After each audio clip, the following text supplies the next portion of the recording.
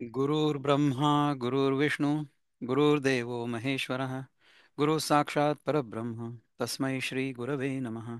तस्मै श्री गुरवे नमः. नमस्कार. आज आपण गीतेच्या 18व्या अध्यायाच्या 42व्या श्लोकापासून पुढे सुरू करणार आहे. तर स्मिताताई, आपण जर 42वा श्लोक म्हटला तर त्याच्या पुढे आपण जाऊ. ह. शमोदमस्तपश्चौचं क्षान्तिरार्जवमेव च ज्ञानं विज्ञानमास्तिक्यं ब्रह्मकर्म स्वभावजम्. ह्याचा अर्थ हा आहे की peacefulness, self control, austerity, purity, tolerance, honesty, knowledge, wisdom आणि रिलिजियसनेस, धर्मपरायणता. These are the natural qualities by which Brahmanas work. ब्राह्मण लोक जे आहेत त्यांच्या वागणुकीतून अशा प्रकारच्या क्वालिटीज दिसतील आपल्याला. तर अशा प्रकारच्या क्वालिटीज ज्याच्यातनं दिसतात आहेत तो ब्राह्मण आहे. केवळ एखाद्या परिवारात जन्म झाला म्हणून व्यक्ती ब्राह्मण होत नसते. जर या सगळ्या गुणांनी एखादी व्यक्ती परिपूर्ण असेल तर त्या व्यक्तीला आपण ब्राह्मण म्हणायला काही हरकत नाही. त्या व्यक्तीचा जन्म कुठल्याही परिवारात झालेला का असेना. मागच्या वेळेस आपण काय म्हटलं होतं की चार वर्ण गुणांमुळे कसे विभागले गेले. विभागले गेले म्हणण्यापेक्षा अशा प्रकारच्या गुणांनी किंवा गुणांच्या कमी अधिक प्रमाणांनी ब्राह्मण, क्षत्रिय, वैश्य, शूद्र असे दिसतात. एखाद्या परिवारात जन्म झाल्यामुळे व्यक्ती ब्राह्मण, क्षत्रिय, वैश्य, शूद्र होत नाही. ती त्याच्या कर्मानुसार, गुणांनुसार होत असते. तर ब्राह्मण जो आहे त्याचे गुण कसे असतील? What are the qualities of a brahmin? शांती, क्षमा, तप, श्रद्धा, ज्ञान, विज्ञान, निग्रह, रुजता आणि पावित्र्य, ब्रह्मकर्म स्वभावता. त्यांचा स्वभाव असा आहे की त्याच्यामध्ये शांती आहे, क्षमा आहे, तप आहे, श्रद्धा आहे, ज्ञान आहे, विज्ञान आहे, निग्रह आहे. इंद्रिय निग्रह म्हणजे आपली इंद्रिय नको त्या ठिकाणी जातच नाही आहेत, अशा प्रकारचा निग्रह आहे. का? कारण की माहिती झालेलं आहे की हे बरोबर नाही म्हणून. अदोष, आपला हात वर केलाय. गो हेड. हा थोडा कठीण प्रश्न आला मनात. काय? मग परशुरामाला आपण कोणत्या कॅटेगरीमध्ये टाकायचं? आपण भगवंताला ना कॅटेगरीज मध्ये टाकायचा प्रयत्न करू नये. कारण की हा भगवंताचा अवतार आहे, तर तो एखाद्या पर्टिक्युलर कामासाठी झालेला होता. याच्यावर एकदा चिंतन झालेलं आहे की ब्राह्मण व्यक्तीनी, परशुराम ब्राह्मण होता, तर परशुराम जेव्हा ब्राह्मण होता तेव्हा जर त्यांनी हातात शस्त्र घेतलं तर त्या क्षणी तो क्षत्रिय झाला. बरोबर आहे ना? आणि विनोबा म्हणतात त्यांच्या प्रवचनांमध्ये की त्यांनी शस्त्र हातात घेऊन क्षत्रियांना मी आता संपवणार अशी प्रतिज्ञा करून 20 की 21 वेळा क्षत्रियांना संपवलं. तरी सुद्धा क्षत्रिय काही संपले नाही. तर विनोबा म्हणतात की जर तुम्ही हातात शस्त्र उगारलं तर शस्त्र उगारल्याबरोबर तुम्ही स्वतःच क्षत्रिय होता. तर ज्याच्या हातात शस्त्र आहे तो क्षत्रिय, ही जर परिभाषा असली क्षत्रियाची, तर सगळ्यात पहिले आपण आपलंच मुंडकं उडवायला पाहिजे. आपल्या हातात शस्त्र आहे ना. मग काय होईल? मग जो आपल्या मनात प्रश्न होता तो मिटून जाईल, नाही का? न रहेगा बास न बजेगी बासुरी. तर क्षत्रिय जर आपण असू तर क्षत्रिय म्हणून आपण समाजाचं रक्षण करणं अपेक्षित आहे. आता परशुरामाच्या काळामध्ये क्षत्रियांनी समजा प्रजेवर अत्याचार केले तर ते क्षत्रिय बरोबर नाहीत, म्हणून त्यांचं निर्दालन करायला हवं, म्हणून परशुरामाने स्वतः शस्त्र हातात घेतलं आणि त्याच्यासाठी तो अवतार झाला होता. धर्माचं रक्षण करणं हे प्रत्येकाचं कर्तव्य आहे. आता आजच्या काळातही बघा की आपल्या इथे एक संन्यासी एका राज्याचा मुख्यमंत्री आहे. म्हणजे काय की तो आहे संन्यासी. तर संन्यासी तर चारही वर्णांच्या पलीकडे गेलेला आहे. संन्यासानी संन्यास घेताना स्वतःचं श्राद्ध केलेलं असतं. म्हणजे त्याचा जीवभाव पूर्णपणे गेलेला असतो. परंतु तरीसुद्धा त्यांनी क्षत्रियाचा रोल, क्षत्रियाची भूमिका स्वीकारली. कशा करता? कारण की धर्मच रक्षण करायचं. तर धर्मरक्षणासाठी जे करणं आवश्यक आहे ते प्रत्येकाने करावं अशी अपेक्षा आहे.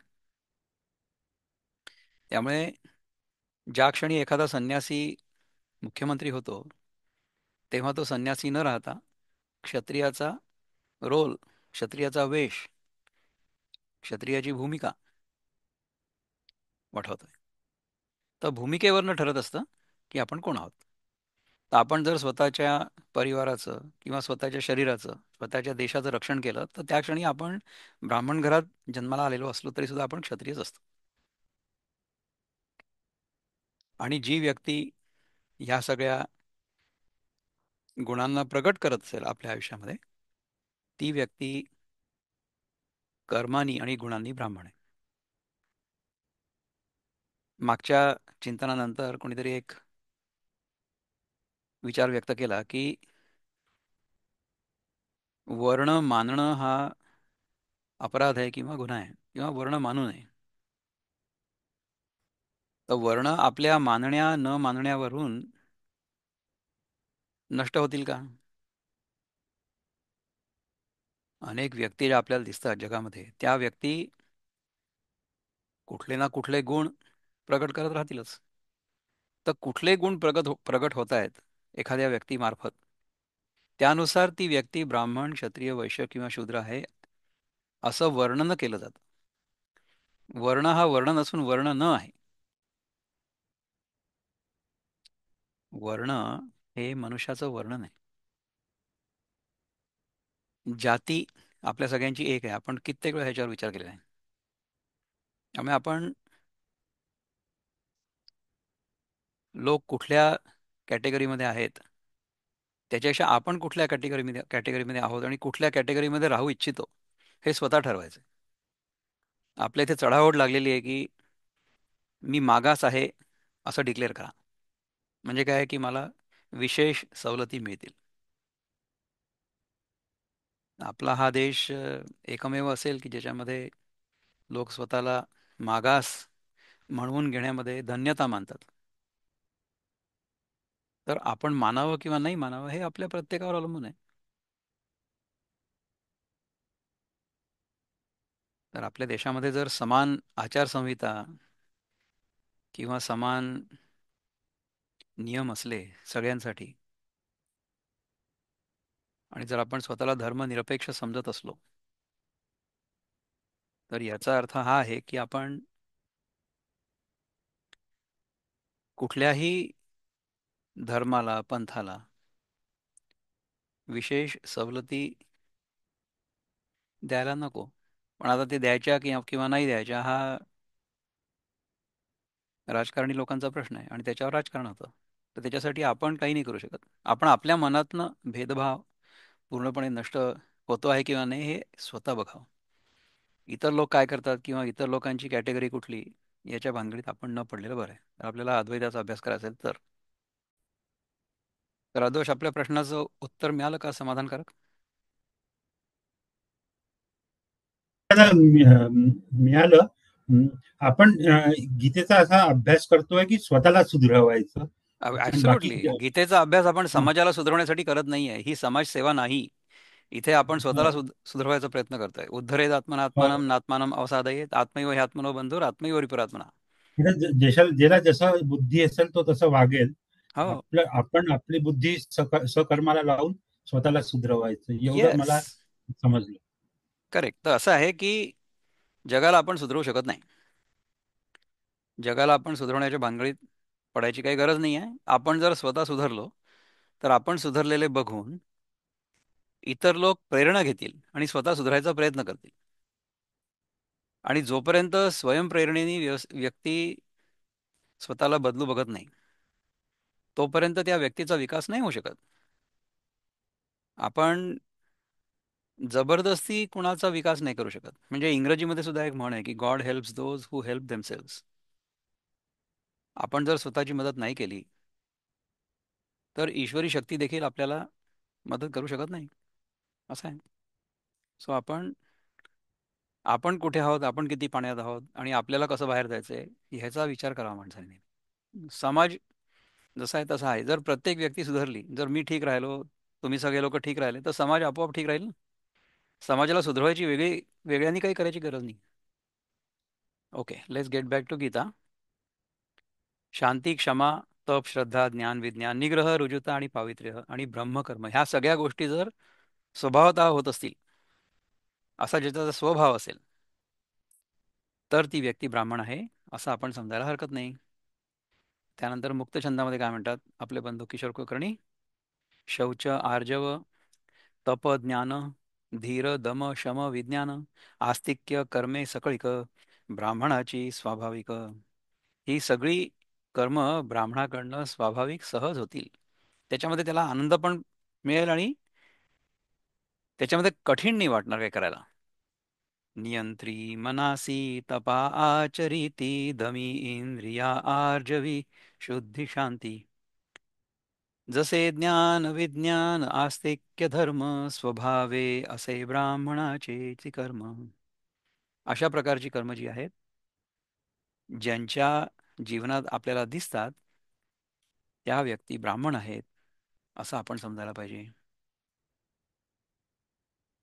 शम म्हणजे चित्ताची शांती, दम म्हणजे इंद्रिय दमन, तप तप म्हणजे कठीण परिस्थिती आलेली असताना सुद्धा मन शांत ठेवून त्या परिस्थितीला सामोरं जाणं, याला म्हणतात तप.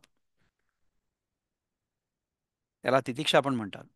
शुद्धी, बाह्य आणि अंतर दोन्हीकडनं शुद्धी पाहिजे. क्षमा, सरळपणा, ज्ञान म्हणजे शास्त्राचाराने एक ईश्वराची प्राप्ती करून घेणं. अनुभवयुक्त ज्ञान आणि आस्तिक्य बुद्धी म्हणजे शास्त्रांनी सांगितलेल्या मार्गाचा आदरयुक्त स्वीकार. ही ब्राह्मणाची स्वभावज कर्मे आहेत. स्वभावज म्हणजे स्वभावातून जन्म पावलेली.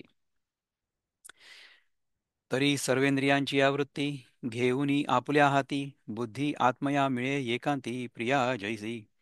तर ज्याप्रमाणे पतिव्रता स्त्री मोठ्या प्रेमाने आपल्या नवऱ्याच्या ठिकाणी अनुसरते, त्याप्रमाणे सर्व इंद्रियांच्या वृत्ती आपल्या हातामध्ये घेऊन बुद्धी आत्म्याला भेटते. तर ज्याप्रमाणे एखादी पतिव्रता स्त्री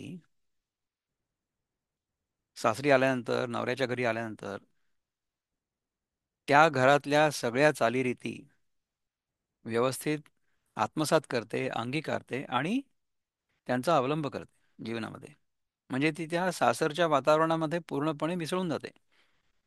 त्याप्रमाणे आपली जी बुद्धी आहे, त्या बुद्धीच्या नियंत्रणाखाली आपली सगळी इंद्रिय राहतात. जर सगळी इंद्रिय व्यवस्थित राहिली आपल्या बुद्धीच्या आटोक्यात म्हणजे काय आहे की आपल्याला 5 ज्ञानेंद्रिय आहेत आणि 5 कर्मेंद्रिय आहेत. तर त्या ज्ञानेंद्रियांचा उपयोग आपण कशाकरता करायला हवा, की त्या ज्ञानेंद्रियांच्या मार्फत जगाचा जो अनुभव आपल्याला येतो आहे, तो अनुभव आपल्यासाठी योग्य आहे किंवा नाही, आणि योग्य जरी असला तरी सुद्धा तो प्रमाणाच्या बाहेर घेतला जात नाही, हे बघायला पाहिजे. म्हणजे आपल्याला डोळ्यांनी दिसतंय, तर डोळ्यांनी दिसतंय म्हणून काही पण बघायचं का, आणि किती वेळ बघत राहायचं का? आपण आजकालच्या काळामध्ये मुलं खूप टीव्ही बघतात किंवा मुलं खूप स्क्रीनच्या समोर असतात. मुलं हातातली स्क्रीन सोडतच नाहीत. अशा प्रकारच्या तक्रारी ऐकतो पालकांकडून. तर सतत स्क्रीनवर लक्ष किंवा सतत एखादी गोष्ट ऐकत राहणं, सतत एखाद्या गोष्टीचा वास घेणं किंवा स्वाद घेणं किंवा स्पर्श करणं, या 5ही ज्या गोष्टी आहेत ना, त्यांची एक मर्यादा आहे. तर प्रत्येक ज्ञानेंद्रियाला आपण त्याच्या मर्यादेत ठेवलं, तर ज्ञानेंद्रियाचं जे काम आहे ना, प्रत्येक ज्ञानेंद्रियाचं, की ज्या विषयाशी त्या इंद्रियाचा संपर्क होतो आहे तो विषय आपल्यासाठी योग्य आहे किंवा नाही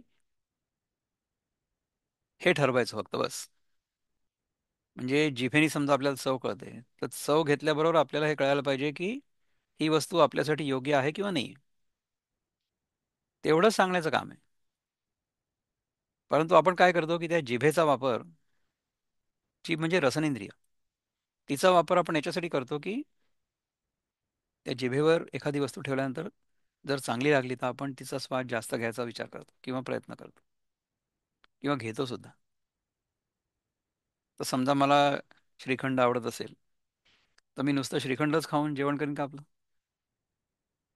दिवस रात्र श्रीखंडच खाईन का? माझं पोट बिघडेल. असं होऊ शकतं. तर कुठली गोष्ट किती प्रमाणात घ्यायची ह्याचा निर्णय कोण करतं? बुद्धी करते. इंद्रियाने फक्त सांगावं की ही गोष्ट योग्य आहे किंवा नाही आहे, आणि मग ती किती प्रमाणात घ्यावी, घ्यावी किंवा नाही घ्यावी ह्याचा विचार बुद्धी करेल. तशी जर बुद्धी इंद्रियांवर नियंत्रण ठेवत असली तर ती चांगली बुद्धी आहे, योग्य बुद्धी आहे. अच्छा, त्यानुसार मग आपली कर्मेंद्रिय आहेत ना, त्यांना सुद्धा नियंत्रण ठेवायचं. कर्मेंद्रिय कुठली आहेत आपली? जीभ हे डुअल इंद्रिय आहे. ज्ञानेंद्रिय पण आहे आणि कर्मेंद्रिय पण आहे. कर्मेंद्रिय म्हणजे काय? बोलणं. तर आपण किती बोलावं, काय बोलावं, हे जर माहिती असलं तर मग त्या कर्मेंद्रियावर नियंत्रण होतं.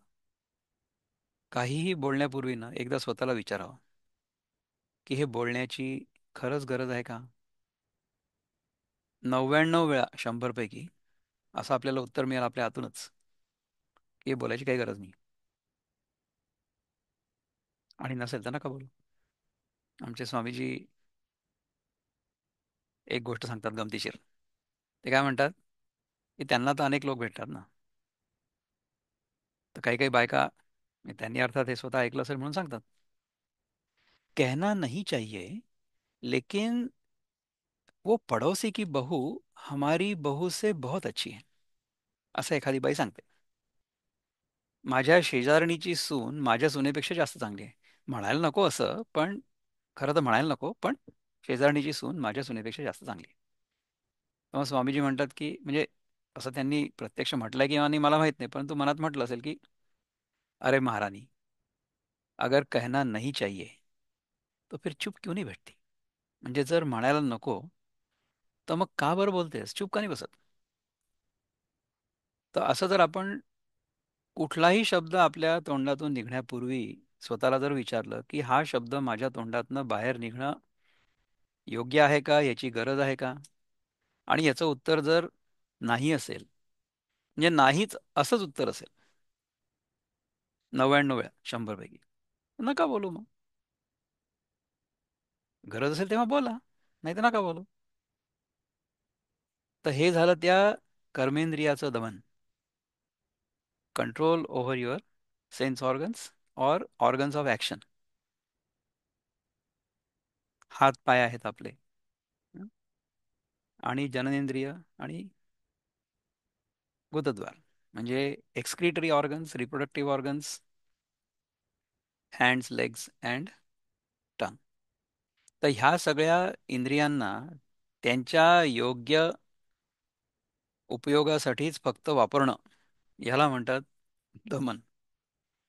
असं जर सहज होत असेल तर त्या व्यक्तीला ब्राह्मण म्हणायला हरकत नाही. लक्षात आलं? ऐसा बुद्धीचा उपरमू, तया नाम म्हणिपे शमू, तो गुणगा उपक्रमू जया कर्माचा. याप्रमाणे बुद्धीचे आत्म्याच्या ठिकाणी जे अंतर्मुख होणे त्याचे नाव शम आहे.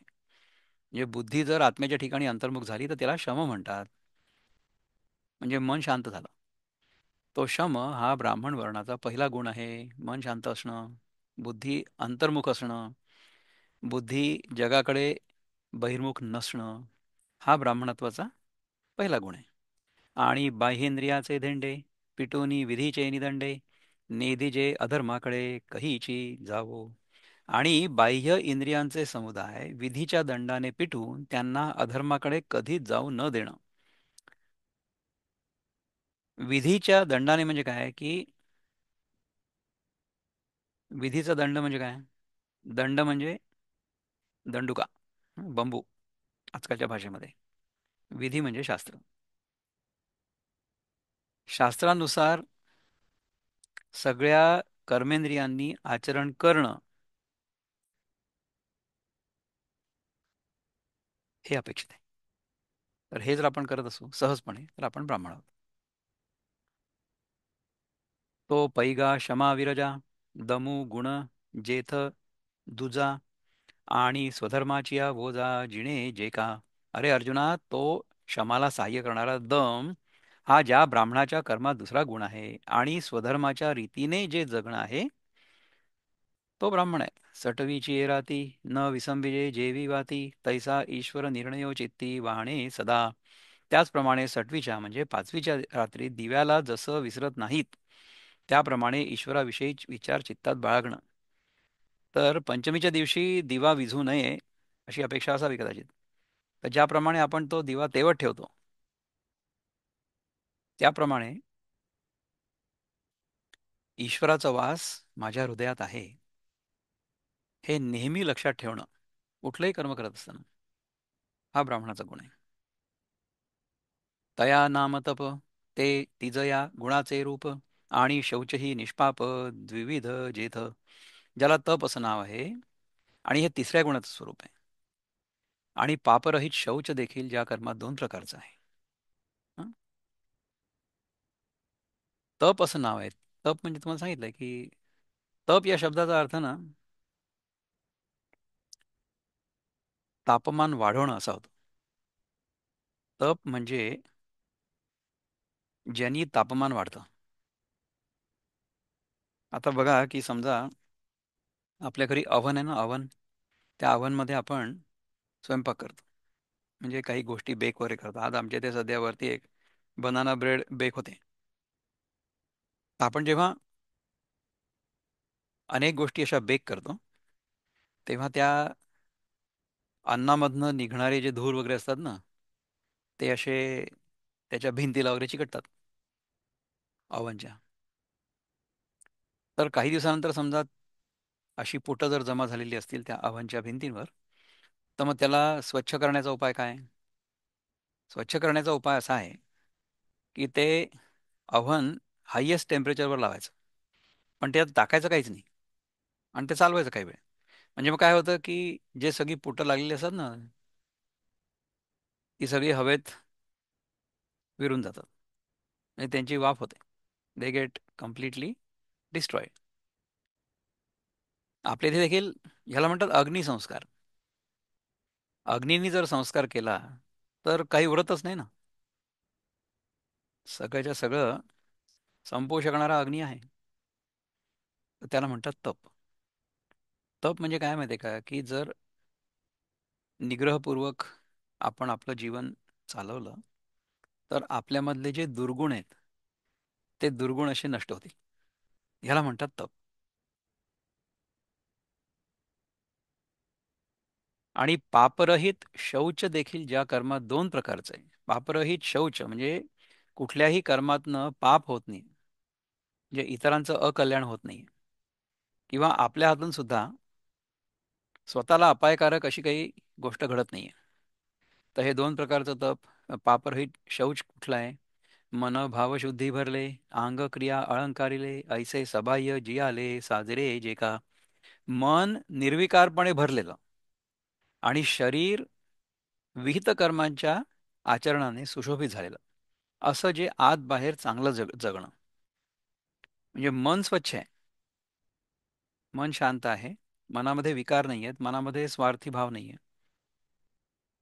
मनामध्ये रागद्वेष नाही आहे आणि बाहेर सेवारूपी आचरण सुरू आहे. म्हणजे माझ्या केवळ असण्यामुळे माझ्या कुठल्याही कर्म करण्यामुळे इतरांना काय लाभ होतोय. So instead of what will I get out of it the attitude is what can I give, how can I be of help, अशी ज्याची सहज वृत्ती असते ती व्यक्ती ब्राह्मण आहे. हे आत बाहेर चांगलं जगणं, ह्याला म्हणतात अंतर्बाह्य शौच. तया नाम शौच पार्था, तो कर्मी गुण जये चौथा, आणि पृथ्वीच्या परिसर्वथा सर्वजे सहाणे. अर्जुना, त्याला शौच असं नाव आहे. शौच म्हणजे नंबर दोनला जाणं नाहीये. शौच म्हणजे स्वच्छता करणं असं आहे, दोन्हीकडनं, आतून आणि बाहेरून. तो ज्या कर्मामध्ये चौथा गुण आहे, आणि पृथ्वीप्रमाणे पूर्णपणे जे सर्व सहन करणं, हं? म्हणजे तितिक्षा, तेगा क्षमा पांडवा, गुण जेथ पाचवा, स्वरा आजी सुहावा पंचमू जैसा. अरे अर्जुना, ती क्षमा होय. तो गुण जिथे पाचवा आहे तो कसा, तर जसा सप्तसुरांमध्ये पंचम मधुर आहे पाहिजे ना, मधुम मधुम लिहिलंय, किंवा मधुर आहे त्याप्रमाणे. आणि वाकडेनी वोघेसी, गंगा वाहे उजूची जैसी, का पुटी वळला उसी, गोडी जैसी. आणि वाकड्या ओघातून गंगा जशी सरळच वाहते, अथवा पाठीकडे वळलेल्या म्हणजे वाकडा असलेल्या उसात गोडी जशी सरळच असते, तसा सरळ आहे ब्राह्मण. तैसा विषमाही जीवा, लागी उजुकारू बरवा, ते आर्जवगा सहावा जेथीचा गुण. त्याप्रमाणे प्रतिकूल प्राण्यांसंबंधी जो चांगला सरळपणा, ते आर्जव होय, आणि ते या ठिकाणी सहावा गुण आहे. सरळपणा, स्ट्रेट फॉरवर्ड, जे मनात आहे तेच बाहेर. आणि पाणीये प्रयत्ने माळी, अखंड जसे झाडामुळी, परी ते आघवेची फळी जाणे जेवी. आणि माळी हा प्रयत्नाने नेहमी परिश्रम करून झाडाच्या मुळाशी पाणी घालतो, परंतु तो ते आपले सर्व श्रम जसे एक फलाच्या ठिकाणी पाहतो. माळी परिश्रम करून करून झाडाच्या मुळाशी पाणी घालतो, पण त्याच्या मनामध्ये ते फळ असतं, की हे फळ काय मिळणार आपल्याला, हे सगळी मशागत केल्यानंतर. तैसे शास्त्राचारे तेणे, ईश्वरूची येकू पावणे, हे पुढे जे का जाणणे ते येथ ज्ञान. त्याप्रमाणे शास्त्रानुसार जे आचरण करणं, आणि त्या योगाने एक ईश्वर प्राप्तीच होणं, हे जे पक्के जाणणं, हे जे पक्क जाणणं, ते या कर्मात ज्ञान आहे. कुठल्याही कर्मातनं आपल्याला ईश्वर प्राप्ती होते आहे किंवा नाही, हे आपल्याला बघायला हवं, आणि तशाच प्रकारचं कर्म करायला हवं. तेगा कर्मी जिये सातवा गुण होये, आणि विज्ञान हे पाहे एवं रूप. ते ज्ञान ज्या कर्मामध्ये सातवा गुण आहे, आणि विज्ञान हे अशा म्हणजे पुढे सांगितलेल्या स्वरूपाचं आहे. हे काय, कसं आहे, तरी सत्वशुद्धीची ये वेळे, शास्त्रे का ध्यान बळे, ईश्वर तत्वीची मिळे निष्टंक. निष्कंटक पाहिजे होते ना, बुद्धी निष्कंटकच पाहिजे. निष्टंक निष्कंटक हा ना शब्द. तर अंतःकरण शुद्धीच्या वेळी शास्त्राने अथवा ध्यानाच्या बळाने ईश्वर तत्वामध्येच बुद्धी निश्चय करून मिळते. अंतःकरण शुद्धीच्या वेळी शास्त्राने आपलं अंतःकरण जर शुद्ध असेल, तर त्या अंतःकरण शुद्धीच्या बलाने किंवा ध्यानाने आपली जी बुद्धी आहे, जी बुद्धी सध्या बहिर्मुख आहे, जिला असं वाटतं की हे सगळं जग खरं आहे, सत्य आहे, ती बुद्धी अंतर्मुख होऊन आणि जो आपला अंतरात्मा आहे त्याच्याशी एकरूप होते. तर अशा प्रकारचं ध्यान जेव्हा होतं ना, तेव्हा ध्याता उरत नाही, फक्त जे ध्येय आहे तेवढंच उरतं. खऱ्या ध्यानामध्ये मी ध्यान करणारा ध्याता ही भावना देखील गळून पडते. तर अशी बुद्धी जेव्हा पूर्णपणे नाहीशी होते, म्हणजे बुद्धीमधला जो अहंकार आहे तो नाहीसा होतो. अहंकाराच्या आधारावर बुद्धी काम करते ना, की मी करणारा, आणि मी हे सगळं काही काही केलं की मग मला काहीतरी फळ मिळणार. अशा प्रकारच्या बुद्धीनी जो काम करतो तो कोण आहे? अहंकार विमुळात. तो आहे करता. करता हम इति मन्यते, तो मी करता असं समजतो. तर अशा प्रकारच्या कर्मापासून जो स्वतःला वेगळा करू शकतो, म्हणजे इथे तो स्वतः असा वेगळा उरतच नाही. जेव्हा त्याची वेगळेपणाची बुद्धी अंतरात्म्यामध्ये विलीन होते, अशा प्रकारचं ध्यान. हे विज्ञान बरवे, गुणरत्न जेथा आठवे आणि आस्तिक्य जाणावे नववा गुण. अर्जुना, हे चांगलं विज्ञान आहे. ते या गुणकर्मात आठवं गुणरत्न आहे. आणि आस्तिक्य नावाचा नववा गुण आहे असं समजावं. आस्तिक्य म्हणजे वेदांमध्ये जे लिहिलेलं आहे ते खरं आहे अशी ज्याची श्रद्धा आहे त्याला आस्तिक म्हणतात. देवावर विश्वास आहे त्याला आस्तिक म्हणतात असं लोकांना वाटतं. परंतु आस्तिक्य या शब्दाचा अर्थ हा आहे की वेदांमध्ये जे लिहिलेलं आहे ते सत्य आहे अशी ज्याची श्रद्धा आहे. वेदांना प्रमाण मानणारा जो आहे ना तो आस्तिक आहे. पै राजमुद्रा आथिलिया प्रजा भजे भलतया तेवी शास्त्रे स्वीकारिलिया मार्ग मात्रा ते. राजाच्या हुकमाचा शिक्का असलेल्या कोणत्याही पुरुषाला जशी प्रजा मानते त्याप्रमाणे शास्त्राने स्वीकारलेल्या सर्व मार्गांना जे आदराने मानणं त्याला मी आस्तिक्य म्हणतो. आदरे जे का मानणे ते आस्तिक्य मी म्हणे. तो नववा गुण जेणे कर्मचे साच. तो ब्राह्मण तो ब्राह्मण कर्मातील नववा गुण आहे. आणि त्या आस्तिक्यामुळे ते ब्राह्मण कर्म खरं घडणं शक्य होतं. ओके आदोष, आपण हात वर केलाय पुन्हा एकदा बोला. एका ठिकाणी मी जस्ट वाचलं, विवेकानंदांचे शब्द होते, हा. म्हणून आपल्या सगळ्यांच्या ह्याच्यासाठी सांगतोय. हा. There is no new idea I found in any religion book which is not there in Vedas, असं त्यांचं एक कुठेतरी लिहिलेलं मला वाचण्यात आलं. हम्म. तर म्हणून हा आता तुम्ही ते वेदांचा विषय काढला म्हणून हे मी तुमचा सगळ्यांचा टाइम घेतला, बरं, त्याच्याबद्दल क्षमा. पण हरकत नाही. हा एक आपण काय करू शकतो की आपल्याला असे जेव्हा विचारतील ना आपण एक लिहून घ्यायचे थोडेसे, आणि मग हा एक श्लोक संपला की मग आपण ते सगळे पॉइंट्स आपण एक एक करत बघू शकतो. चालेल, आपण असं करू पुढच्या वेळेस. Let's do that. एवं नवहि शमाधिक गुण जेथ निर्धोक. निर्दोष म्हणजे निर्दोष. हं? ते कर्म जाण स्वाभाविक ब्राह्मणाचे. ह्याप्रमाणे शमाधिक 9 निर्दोष गुण ज्या कर्मात आहेत ते ब्राह्मणाचं स्वाभाविक कर्म समज. तो नवगुणरत्ना करू यया नवरत्नांचा हरू. न फेडील न फेडित ले दिन करू प्रकाशू जैसा. तो ब्राह्मण या 9 गुणांचा समुद्रच आहे. सूर्य जसा अखंड प्रकाशाला धारण करतो तसा तो ब्राह्मण या नवगुणरूपी रत्नांचा हार अखंड धारण करतो. नाना चापा चापोळी पूजिला चंद्रू चंद्रिका धवळला का चंदनू निजे चर्चिला सौरभ्ये जेवी. अथवा चाफा जसा चाफ्याच्या फुलांनी पूजलेला असतो. म्हणजे काय की चाफ्याच्या झाडाखाली जशी नेहमीच फुलं असतात, चाफ्याचीच फुलं असतात, म्हणजे चाफ्याचं झाड चाफ्याच्या फुलांनीच पूजलं जातं. चंद्र जसा चांदण्याने नेहमी शुभ्र झालेला असतो, म्हणजे चांदण्याच्या प्रकाशामध्येच चंद्र नेहमी न्हालेला दिसतो आपल्याला. अथवा चंदन जसा आपल्या सुवासाने नेहमी चोपडलेला असतो. त्याप्रमाणे हे जे सगळे गुण आहेत हे सगळे ब्राह्मणाच्या जीवनातनं प्रगट होत असल्यामुळे यांनी जो ब्राह्मण आहे तो नेहमी आच्छादलेला असतो. तेवी नवगुण टिकलग लेणे ब्राह्मणाचे अव्यंग कहीची न संडी अंग ब्राह्मणाचे. त्याप्रमाणे नवगुणांनी जडित असा ब्राह्मणाचा निर्दोष अलंकार असतो आणि तो अलंकार ब्राह्मणाचं अंग कधी सोडत नाही.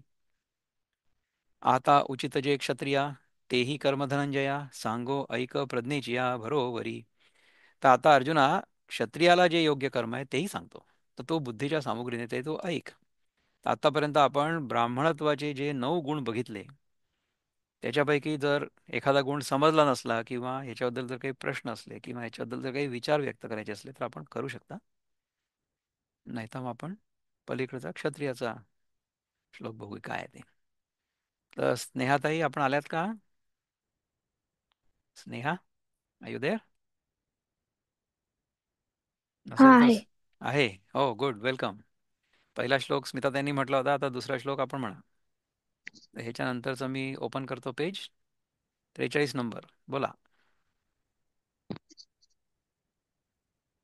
शौर्यं तेजो धृतिर्दाक्षये युद्धे चाप्यपलायनम् दानमीश्वरभावश्च क्षात्रं कर्म स्वभावजम्.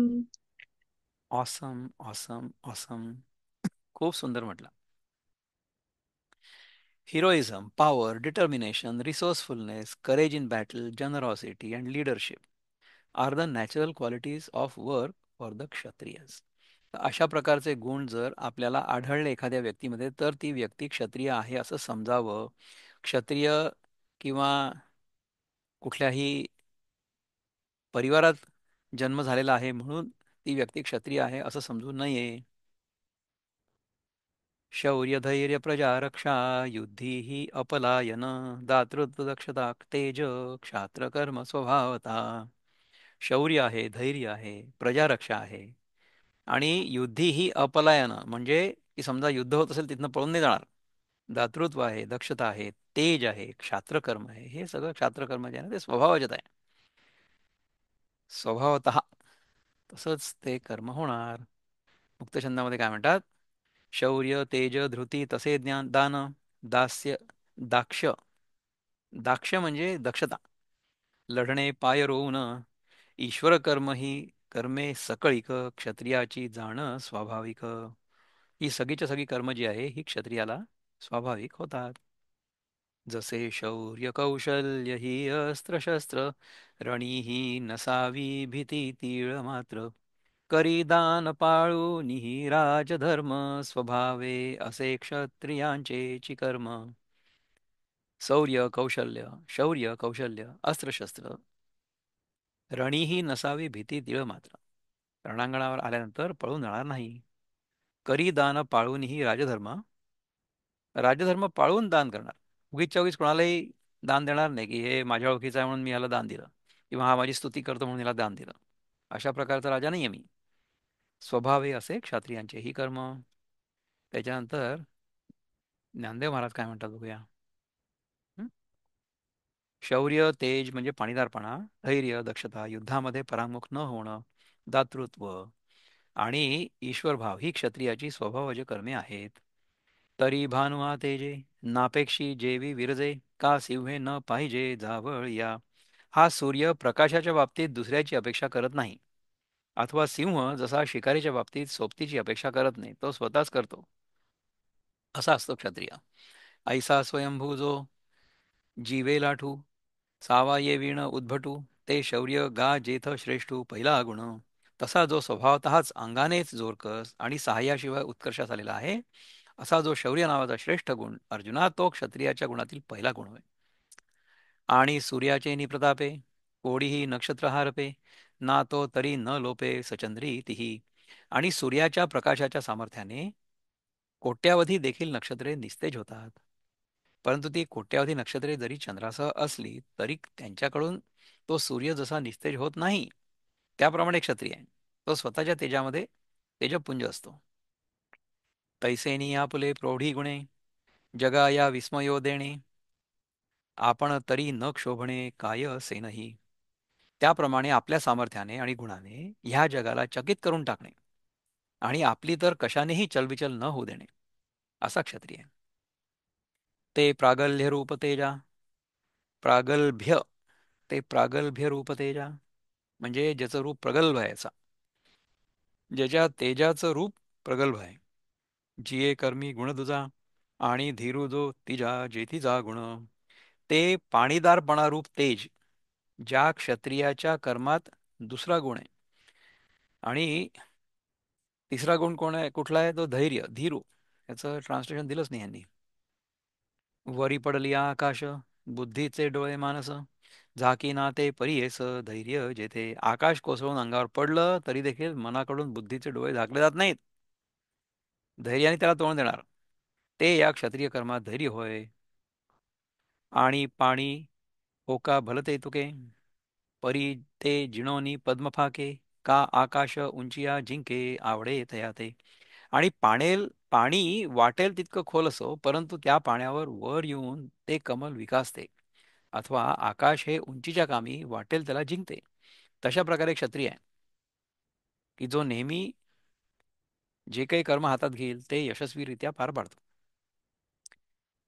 तेवी विविध अवस्था पातलिया जिणवनी पार्था प्रज्ञाफळ तया अर्था वेझ जिणेजे. त्याप्रमाणे अर्जुना नाना प्रकारच्या अवस्था प्राप्त झाल्या असता त्या जिंकून त्या नाना प्रकारच्या अवस्थांचे फळणारे अर्थ जे हर्ष भय शोकादी त्याचे बुद्धीने जे भेदन करणे, म्हणजे ह्या सगळ्या याच्यामध्ये सुद्धा बुद्धी स्थिर ठेवणं, असं जे बुद्धीचं स्थिर असणं असतं, अशा प्रकारचा गुण ज्याच्यामध्ये आहे तो क्षत्रिय आहे. ते दक्षत्व गा चोख, जेथ चौथा गुण देख, आणि झुंज अलौकिक तो पाचवा गुण. ते चांगलं दक्षत्व अर्जुना क्षत्रिय कर्मातील चौथा गुण आहे असं समज, आणि लोकोत्तर युद्ध तो पाचवा गुण आहे. लोकोत्तर युद्ध म्हणजे अलौकिक, कधी आपण ऐकलं नसेल अशा प्रकारचं युद्ध, याच्या आधी कधी झालेलं नसेल अशा प्रकारचं युद्ध, ज्याची शत्रूंनी कधी कल्पना पण केलेली नसेल असं युद्ध, असं करणारा जो आहे तो आहे क्षत्रिय. आदित्याची झाडे सदा सन्मुख सूर्याकडे, तेवी समोर शत्रू पुढे होणे जे का. ज्याप्रमाणे सूर्याच्या झाडाची फुलं म्हणजे सूर्यफूल सनफ्लावर सदा सूर्योन्मुख असतात, सूर्याच्या दिशेने ते सूर्यफूल नेहमी पूर्वेकडून पश्चिमेकडे जातं, तुम्हाला माहिती आहे.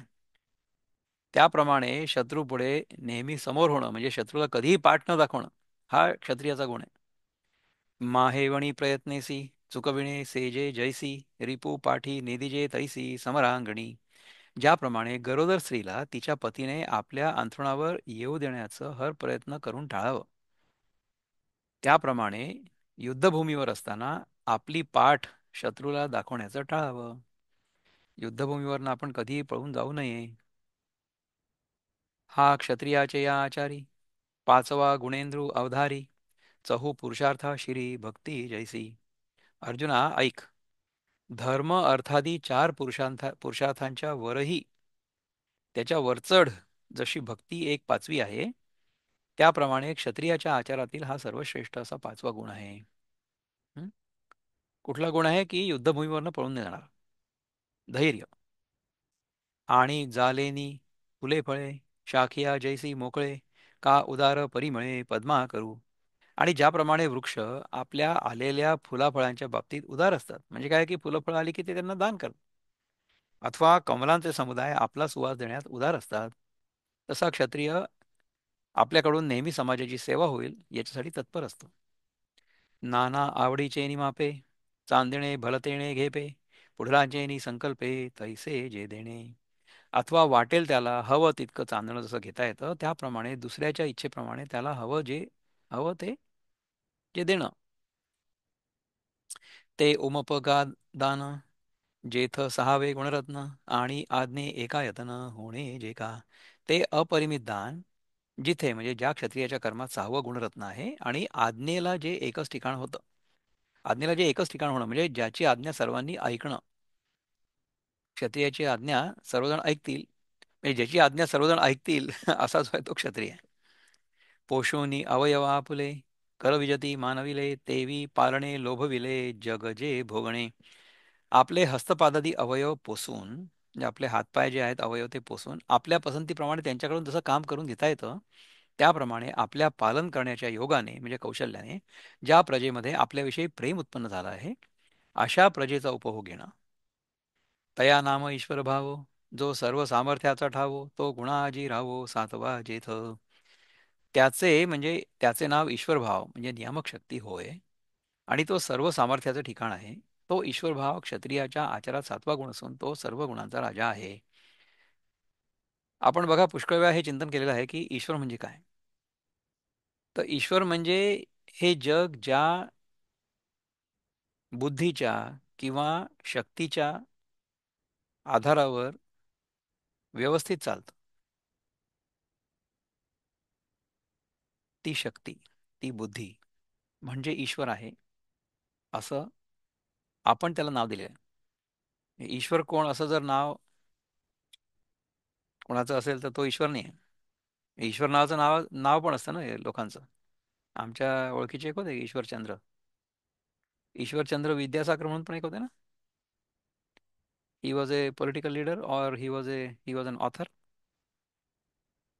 तर ईश्वरचंद्र हे नाव असू शकतं, पण ईश्वर नावाची व्यक्ती नाही आहे. ईश्वर जो आहे तो ह्या सगळ्या सृष्टीचा नियंता, आणि ही सगळी सृष्टी व्यवस्थित चालते आहे त्याच्या मागची शक्ती, त्याला म्हणतात ईश्वर. तो ईश्वरभाव क्षत्रियाच्या आचारात 7वा गुण असून तो सर्व गुणांचा राजा आहे. ऐसे जे शौर्यादिकी इही 7 गुणविषयकी अलंकृत सप्तऋषी आकाश जैसे. ज्याप्रमाणे आकाश हे सप्त ऋषींनी सुशोभित दिसतं, त्याप्रमाणे जे कर्म या शौर्याधिक उत्तम 7 गुणांनी सुशोभित असतं, तैसे सप्तगुणी विचित्र कर्म जे जगी पवित्र, ते सहज जाण क्षात्र क्षत्रिय याचे. जे कर्म या 7 अलौकिक गुणांनी पवित्र असतं, ते क्षत्रियाचं सहज क्षात्रकर्म आहे असं समज. नाना क्षत्रिय नव्हे नरू, तो सत्व सोनयाचा मेरू, म्हणून गुणस्वर्गा आधारू साता या. अथवा ज्याच्या अंगी 7 गुण आहेत, तो क्षत्रिय मनुष्य नव्हे, तर तो सत्वगुणरूपी सोन्याचा मेरू पर्वत आहे. म्हणूनच तो हा 7 गुणरूपी सप्तस्वर्गाला आधार आहे. ना तरी सप्तगुणार्णवी परिवारली बरवी, हे क्रिया नव्हे पृथ्वी भोगी तसे तो. अथवा हे कर्म नव्हे, तर 7 गुणरूपी समुद्रांनी चांगली वेढलेली ही पृथ्वीच आहे, आणि ती तो क्षत्रिय भोगीत आहे. का गुणांचे साताही योगी, ते हे क्रिया ते गंगा जगी, तया महोदधीचिया अंगी विलसे जैसी. अथवा या 7 गुणरूपी 7 ओघांनी युक्त वाहणारी अशी ही क्रियारूप गंगा ज्या या जगात क्षत्रिय रूपी महासागराच्या अंगी जशी काही शोभत आहे, तर अशा प्रकारे 7 गुण त्या क्षत्रियाच्या कर्मामधून सहज स्वभावतः प्रकट होतील. परी हे बहु असो देख शौर्यादी गुणात्मक कर्मगा नैसर्गिक क्षात्र जातीसी. परंतु हे फार वर्णन राहू दे अर्जुना. पहा, शौर्यादी गुणांनी युक्त असे हे कर्म क्षत्रिय जातीला स्वाभाविक आहे. आता वैश्याची ये जाती उचित जे महामती, ते ऐकेगा निरुती क्रिया सांगो. हे विशाल बुद्धी अर्जुना, आता वैश्याच्या जातीला योग्य जे कर्म आहे ते निश्चयात्मक सांगतो, ते आता तू ऐक. तर क्षत्रिय कर्माबद्दल किंवा क्षत्रिय वर्णाच्या व्यक्तीच्या जीवनातून कुठल्या प्रकारची कर्म प्रगट होतील, कुठल्या प्रकारचे गुण प्रगट होतील. 7 गुण हे तुम्हाला लक्षात आलं. ब्राह्मणाचे 9 गुण होते वेगळे वेगळे, क्षत्रियाचे 7 गुण सांगितलेत वेगळे वेगळे. मुख्य गुण जो आहे तो हा आहे की मी रजोगुणयुक्त आहे, मी कर्म करणार आहे, परंतु ते कर्म जे आहे ते समाजाच्या कल्याणाकरता आहे, समाजाच्या रक्षणाकरता आहे. तर जेव्हा रजोगुण सत्वगुणाकडे झुकलेला असतो, तेव्हा जे जे प्रगट होतं ते ते म्हणजे क्षत्रिय व्यक्तीचं कॅरेक्टर असं आहे. ठीक आहे. निहाते रेडी फॉर द नेक्स्ट. हो. Yes, go for it. कृषिगौ रक्षवाणिज्यौ वैश्यकर्म स्वभावजम् परिचर्यात्मकं कर्म शूद्रस्यापि स्वभावजम्. सुंदर. तर हे वैश्य म्हणजे काय? Farming, cow protection, and business are the natural work for the Vaishyas. And for the Shudras, there are labor and service to others. तर अशा प्रकारची कर्म जी आहेत, ती ज्याच्या जीवनात प्रगट होतात, ती व्यक्ती वैश्य किंवा शूद्र आहे. शेती व्यापार गोरक्षा वैश्य कर्म स्वभावता, करणे पडिली सेवा शूद्र कर्म स्वभावता. शेती व्यापार आणि गोरक्षा जो करतो तो वैश्य आहे, आणि जो सेवा करतो ही सगळीच्या सगळी कर्म ज्याच्याकडनं सहजपणे होत आहेत ना, ती व्यक्ती त्या वर्णाची आहे. म्हणजे ती व्यक्ती कमी जास्त आहे असं अजिबात नाहीये. सगळ्या व्यक्ती सारख्याच आहेत. आध्यात्मिक शक्ती सगळ्यांमध्ये सारखीच आहे, परंतु त्यांच्या कर्मानुसार त्या व्यक्ती अशा वर्णांमध्ये वर्णन केल्या गेले आहेत. कृषी व्यापार व गोपालन स्वाभाविक वैश्यकर्म जाण, शूद्रासी कर्म सेवा करणे तेची स्वाभाविक जाणे. कृषी कार्य गोपालनासी करावे व वाणिज्य हे वैश्यकर्म स्वभावे, करुनी जनांची ही सेवा रहावे स्वभावे असे शूद्र कर्मा म्हणावे. तर वैश्य आणि शूद्र म्हणजे कसे असतात त्याच्याबद्दल आपल्याला ज्ञानेश्वर महाराज काय म्हणतात ते ऐकूया, बघूया. शेतकी, गौरक्षण आणि व्यापार ही वैश्याची स्वभावाची कर्मे आहेत. सेवारूपी कर्म हे शूद्राचं स्वभावाचे कर्म आहे. तरी भूमी बीज नांगरू यया भांडवलाचा आधारू, घेऊनी लाभू अपारू मेवणे जे. तर जमीन बी आणि नांगर या भांडवलाचा आधार घेऊन जो पुष्कळचा नफा मिळवणं हे कर्म करतो तो वैश्य आहे. किंबहुना कृषी जिणे गोधने राखवणी वर्तणे का समर्घीची विकणे महर्घी वस्तू. फार काय सांगावं, शेतकीने जगणं, गायी बाळगून राहणं अथवा वस्तू स्वस्त घ्यायच्या आणि महाग विकायच्या हा वैश्य आहे. बिझनेस येतुलाची पांडवा वैश्या ते कर्माचा मेळावा हा वैश्य जाती स्वभावा आतुला जाणं. अर्जुना, वैश्यांना एवढाच कर्मसमुदाय आहे. हा कर्मसमुदाय वैश्य जातीच्या स्वभावाच्या आतला आहे समज. म्हणजे काही काही लोकांना ना there is a business knack inherent, म्हणजे त्यांना स्वभावतच बिझनेस कसा करावा ते कळतं. मी हे केलं की मला काय मिळेल अशी ज्यांना जन्मापासूनच माहिती असते तो वैश्य आहे. त्याला आपण बनिया म्हणतो हिंदीमध्ये. आणि वैश्य क्षत्रिय ब्राह्मण हे द्विजन्मे तिन्ही वर्ण ययांचे जे शुश्रूषण ते शूद्र कर्म. आणि वैश्य क्षत्रिय आणि ब्राह्मण हे जे तिन्ही वर्ण द्विजन्मे आहेत, म्हणजे ह्या तिन्ही वर्णांमध्ये मौंज होते, त्यांचं उपनयन संस्कार होतो. म्हणजे काय की द्विज म्हणजे काय की दुसऱ्यांदा जन्म झालेला. कसं असतं बघा की पहिल्यांदा आपला जेव्हा जन्म होतो ना तेव्हा आपण आईच्या पोटातनं बाहेर निघतो आणि नंतर आपला जन्म पुन्हा एकदा होतो धर्मामध्ये होतो. म्हणजे first we are born to our mother and then we are born into the dharma. तर धर्मामध्ये आपला जन्म होणं याला म्हणतात द्विज. तर तो जन्म उपनयन संस्कार जेव्हा होतो थ्रेड सेरेमनी मुंज तेव्हा होतो असं म्हणतात. तर मुंज ही या तीन वर्णाच्या लोकांनी केल्या जाते, म्हणजे लोकांमध्ये केल्या जाते. शूद्रांमध्ये केली जात नाही किंवा जे करत नाही ते शूद्र आहेत असं समजायला पाहिजे. House that? ते बरोबर आहे ना? तुमची जर मुंज झाली असेल तर तुम्ही या तीन वर्णांमध्ये आहात आणि जर तुमची मुंज झालेली नसेल तर मग तुम्ही अजूनही शूद्रच आहात. हं? आता पुन्हा एकदा चांगलं किंवा वाईट असं नाही आहे. शूद्रांच्या जीवनात किंवा आचरणात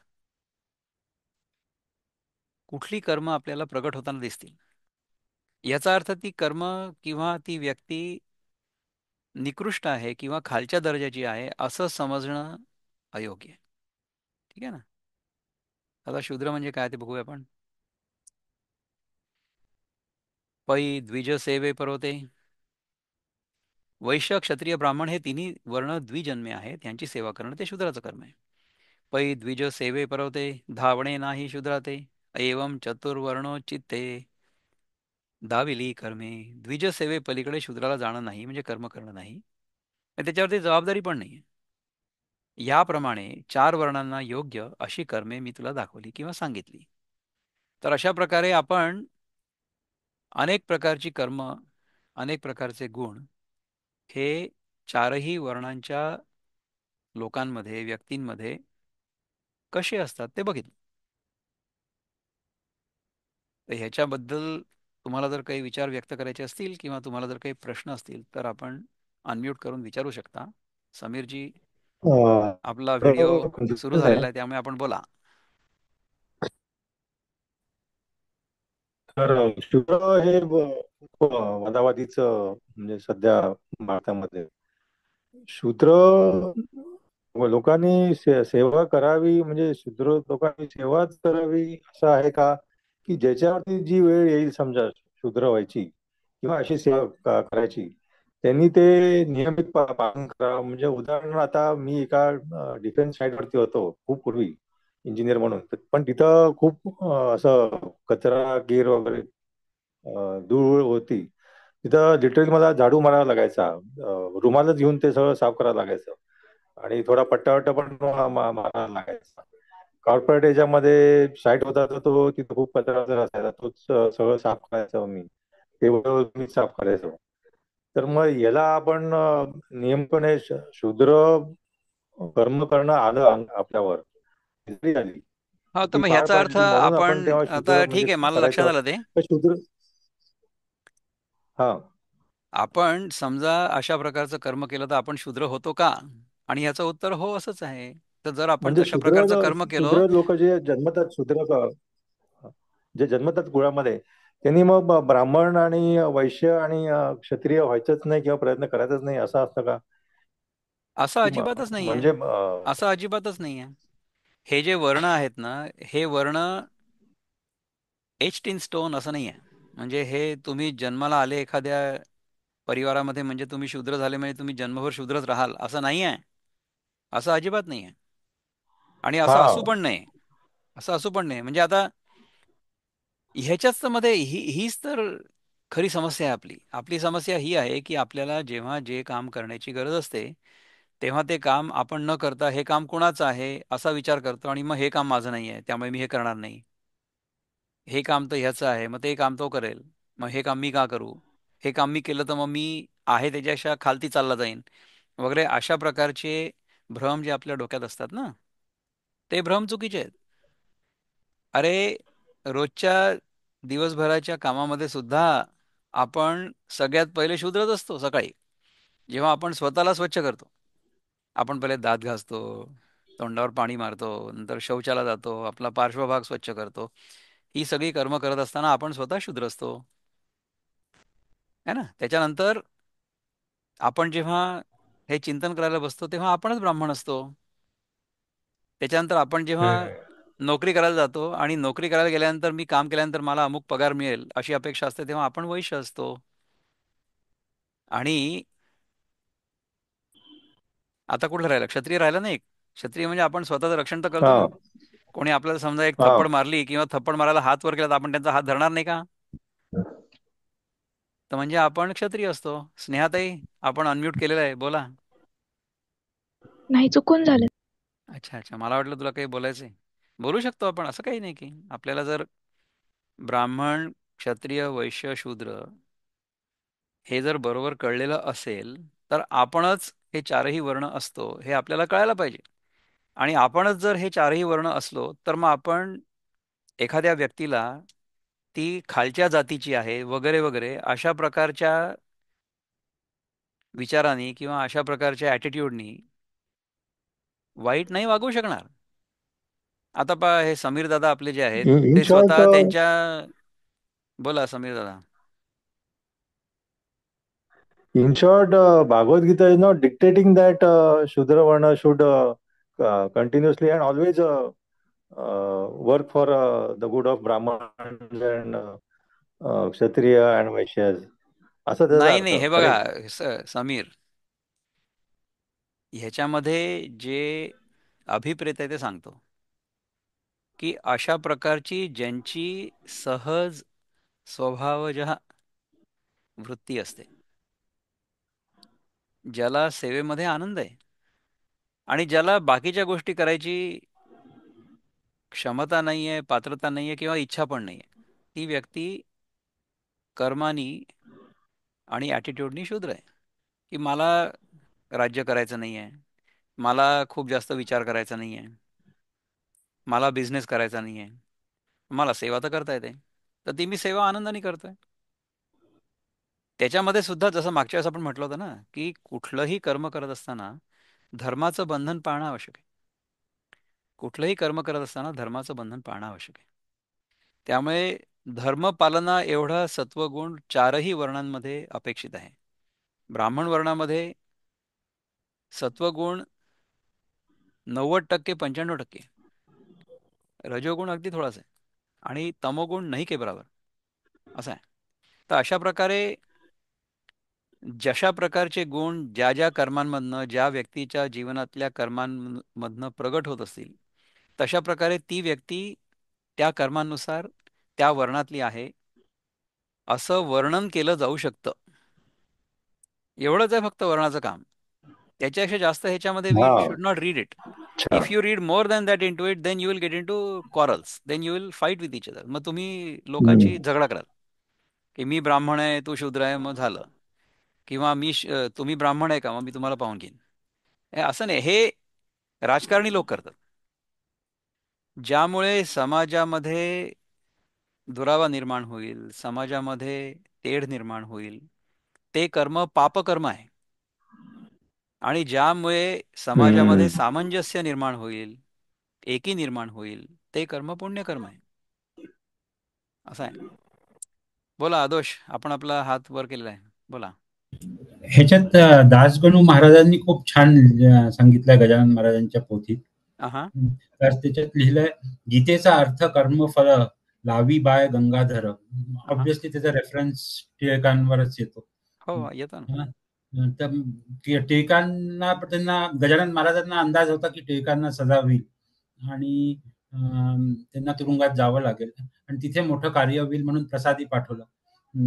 तर टिळकांनी गीतेचा अर्थ लावला कर्मफळ, म्हणजे कर्म करा, ही गीतेचा अर्थ त्यांनी लावला. आणि आपण जेव्हा काही काळा पहिले महाभारत यायचो, कर्मण्येवाधिकार असते, ते आपण त्या सिरियल मध्ये ऐकायचो. तर बरोबर आहे. तर आपला या कर्माच्या विषयावर ना दुसऱ्या तिसऱ्या अध्यायामध्ये वगैरे पुष्कळ विचार झालेला आहे. आणि आता सुद्धा या 18व्या अध्यायामध्ये सुद्धा आपण कर्मण्य अधिकार असतेवर थोडंसं चिंतन केलं होतं, मला असं वाटतं 7-8-10 एपिसोड्सच्या आधी. तर ते आपण बघू शकतो. तर आत्ता एवढ्यावरच आपण इथे थांबू. आपला 1 तास झालेला आहे. तर आपण सगळेजण आलात, फार आनंद आहे. पुढच्या वेळेस आपण ह्याच्या पलीकडच्या श्लोकापासून सुरुवात करूया. हं? ओम पूर्णमद पूर्णमिदं पूर्णात् पूर्णमुदच्यते पूर्णस्य पूर्णमादाय पूर्णमेवावशिष्यते. ओम शांती शांती शांती. हरि ओम. श्री गुरुभ्यो नमः. हरि ओम. नमस्कार.